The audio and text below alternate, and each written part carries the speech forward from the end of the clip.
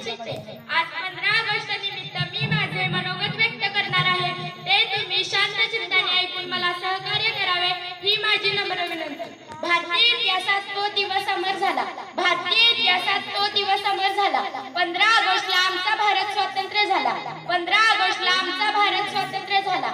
आदरणीय शिक्षक, उपस्थित सर्व पाहुणे आणि माझ्या सर्व प्रिय मित्रांनो, आज आपण भारताचा 78वा स्वातंत्र्य दिन साजरा करण्यासाठी जमलो आहोत। स्वातंत्र्याने आपल्याला खूप काही दिले, पण आपण काय गमावले आणि काय कमावले याचा कधी विचार केलाय?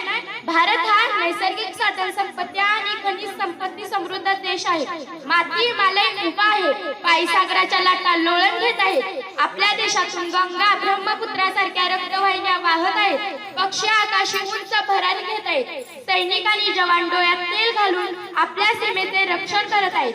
किसान लोक राजा बनला आहे। आपल्या देशाला उटी, कुलू, मनाली, शिमला यांसारखी पर्यटन स्थळी लाभली आहेत। ऐकूनच आपला भारत देश सुजलाम सुफलाम आहे। आपल्या देशाला पौराणिक व ऐतिहासिक सांस्कृतिकांचा वारसा लाभला आहे।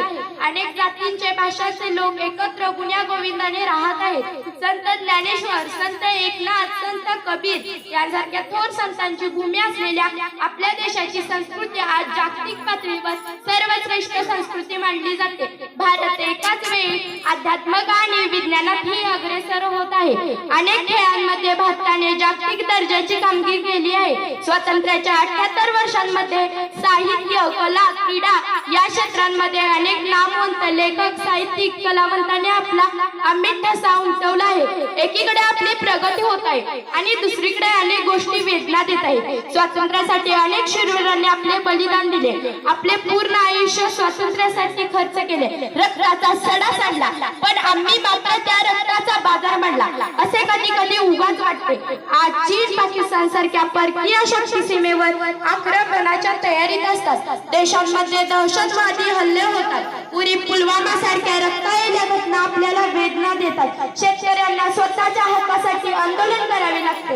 अनेक गरिबांना एक वेळचे जेवणही मिळत नाही। धर्माच्या नावावरून जातीय दंगली होतात, तेव्हा भारत मातेच्या हृदयाचे शेकडो तुकडे होतात। जर एकाच आईची लेकरे एकमेकांच्या रक्ताची ताणलेली असतील तर त्या आईची काय अवस्था होईल? या अशा आक्रमणांमध्ये सामान्य माणूस भरडला जातो। जळणारी झोपडी, वाहणारे रक्त हे आपल्या भारतीयांचेच आहे। हे आपण का विसरतोय हा खरा प्रश्न आहे। भ्रष्टाचार रूपी यंत्रणेमुळे मोठी व्यवस्था पोकळली जाते।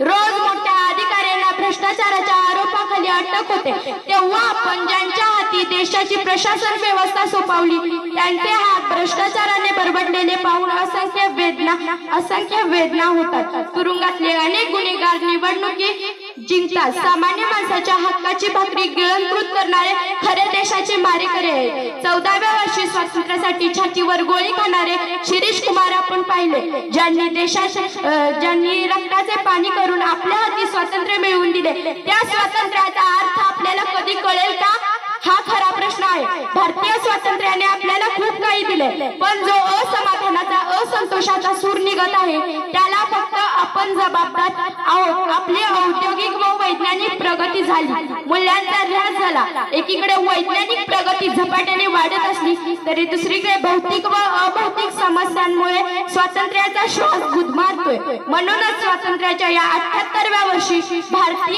तमाम भारतीय जनतेला मी एकच आवाहन करते, ना धर्माच्या नावावर धर्माच्या नावावर मरा, ना धर्माच्या नावावर जगा, ना धर्माच्या नावावर मरा।